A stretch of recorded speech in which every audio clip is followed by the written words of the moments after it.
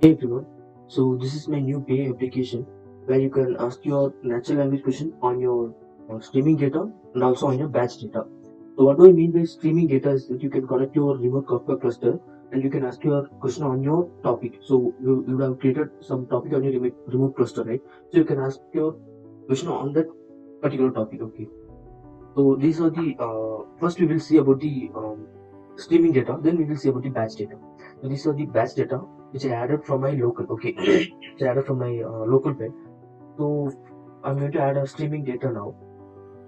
So we need to give a project name. So I'm going to give this e-commerce. So I have created a topic called Amazon on my cluster. So Amazon on my remote corporate cluster. Okay. So IP address you need to pass your broker MSK broker TLS stream. Okay. All these things you will have when you create your MSK managed streaming Kafka cluster on Amazon AWS.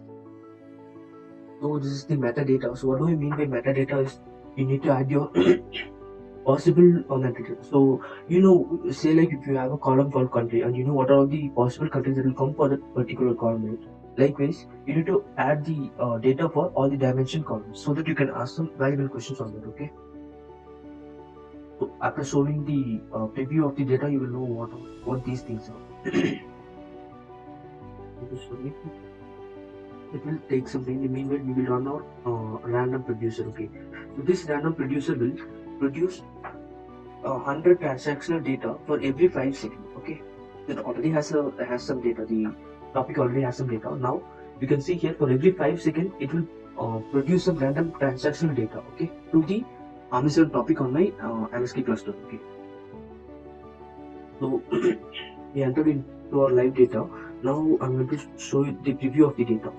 So this bar will give all the data. Forget about the charts. I need to work a lot on chart. I'm going to show you table data. So here in table data, this is the preview of the live data. Okay, you can see what are the these are the type of data that's getting stored on my cluster. Okay, now I'm going to ask question like show me the total transaction by country for Bitcoin and debit card.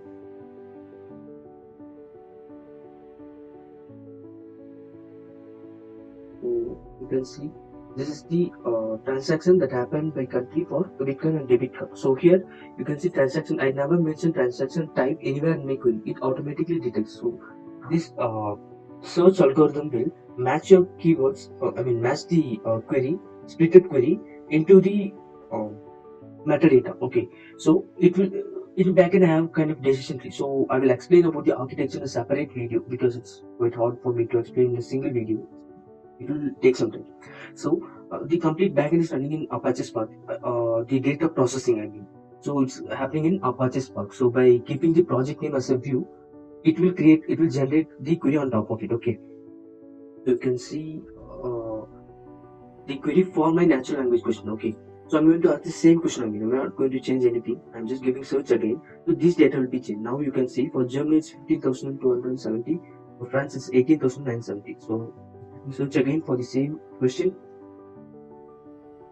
Now you can see the values being changed because you can see the manual producer here producing random data for every 5 seconds, right?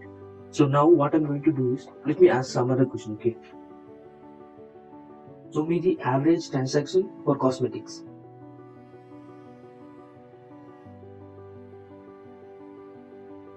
So 248 is the average transaction for cosmetics. I'm going to ask the same question again. You can see 249.17. It's been changed a little value. So which means it's actually working online. And I'm going to give you one more proof. This. So many minimum transaction by country.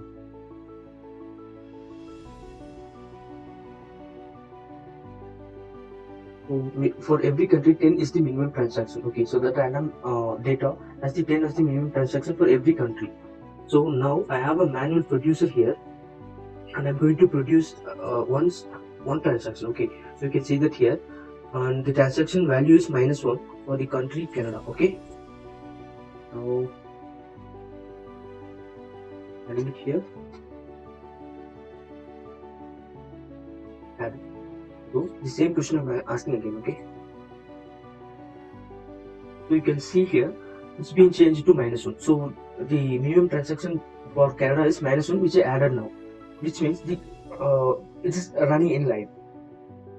So you can ask any kind of, you can add any kind of filter. So minimum transaction by country, or cosmetics, or email. Let's remove the minimum and we will look for the average, because we know what are the minimum transactions.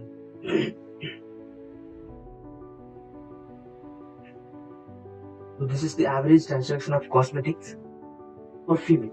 So here the gender or then the item type, I didn't add it anywhere in my query. So it will, I told you right, the metadata helps to build this query. Okay, so I have two more options, which is terminate and add. So what terminate will do is disconnect from your cluster, and it will delete the data, all the data which is stored in the MongoDB. Okay, so all these data are storing in the MongoDB. Okay, so terminate and add will move all your live data into the batch data here. So it will move your live data into here. Okay, so I'm going to terminate and add this cluster to this live data into batch data. Okay, so I just clicked on it. I don't have the node. I need to go out on the front end. So you can see here the backends, the data is getting ready.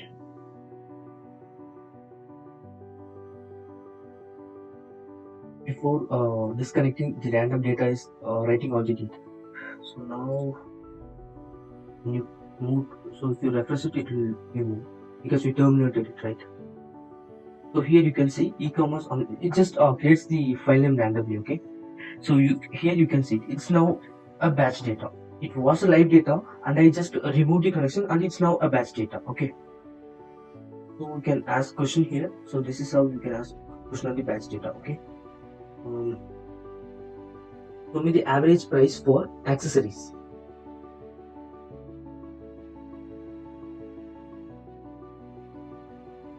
So this is the average price for accessories. Okay, so by keeping this as a view, it will, you can see here e-commerce Amazon 35. This is the file name.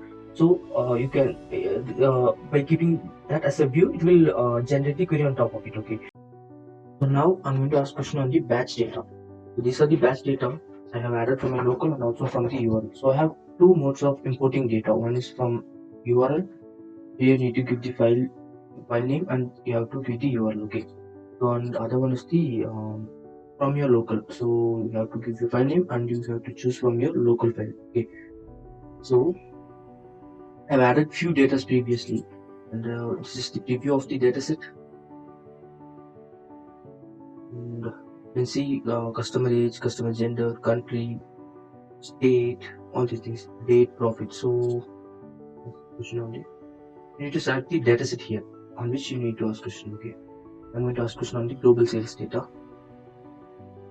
Show me the average quantity for road bikes by state.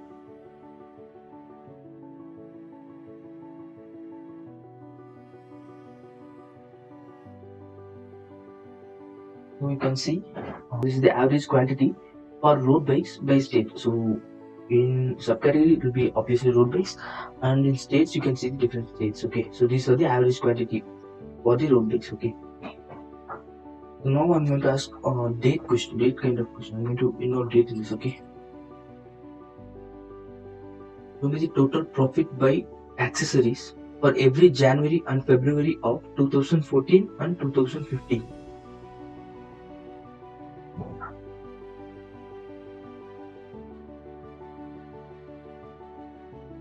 So you can see here, it just filters the month January and February and year as 2014 and 15. So for this query, this is the profit. I mean, I just asked for the total profit for accessories on that particular date. Okay, on that particular date query. So January, February of 2014 and 15. Okay, so now I'm going to remove 2015 and let's see whether it's getting changed. So now this the profit is 11,694. I'm going to remove the 2015.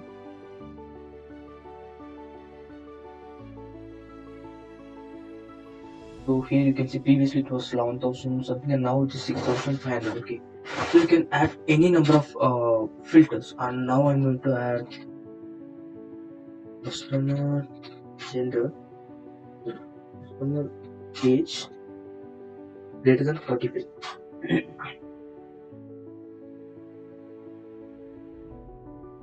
So now you can see that filter is added here. Customer age greater than 45. So here the value is changed. And still, if you want to add some more dimension filters, means say I just want all this data only for male. Okay, so we have a column called customer gender where M and F is the value for that. So I'm going to add M. So M means basically just male.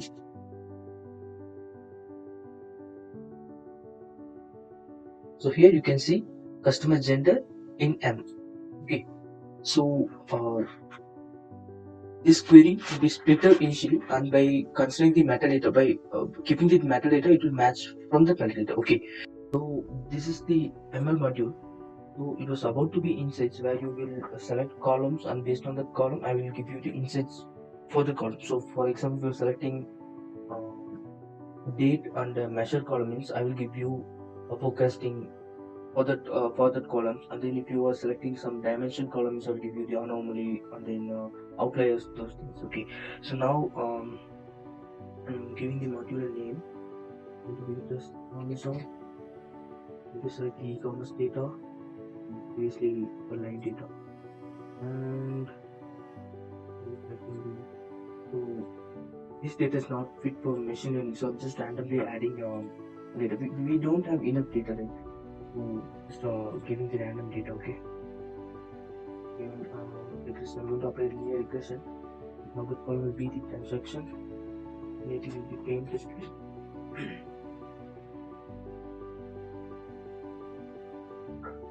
So it just trained a matter of second because you don't have any large value, right? So these are the input JSON which we gave. So the problem type, everything. This is the model details. They are to intercept coefficient and routines. So right now I didn't add much values to machine learning. Okay, so it just trains and it just gives the values, but you cannot use the module. You can download the module, but you cannot use the module. Okay, but in the upcoming version you can like get your trained data and also your model where you can use it on your local. Okay, so that's how it should be in the upcoming version. So I've used the sparse MLlib module because this entire application can be parallelly distributed. The clustering is easily possible. Right now it's running in a medium server in EC2 instance, but the entire application can be connected to a cluster and the load can be distributed. So that's the main advantage of this application. Okay, so I have used services like EC2 instance for running my backend and data processing. So my backend is completely running in Python, and then for data processing I have used Apache Spark. Okay, and then second was the RDS. RDS, the relational database is the database I used is Postgres, which is in RDS in Amazon. Okay, and everything is in cloud. Nothing I have in my local. The entire application is running in cloud. Okay, third one is the S3 where I'm using hosted my front end, and then fourth one is the MongoDB where I'm storing all the streaming data. So I will take the streaming data from your cluster and I will store it in my MongoDB. Okay, and what else? And then MSK for just to show the demo, I have taken an MSK cluster. Okay, these are the 5 services I used for the entire application. Okay, and then like I said, the parallel distributed computing is the main advantage of this application, which I didn't achieve right now, but in the upcoming version I will definitely add a cluster. Okay, so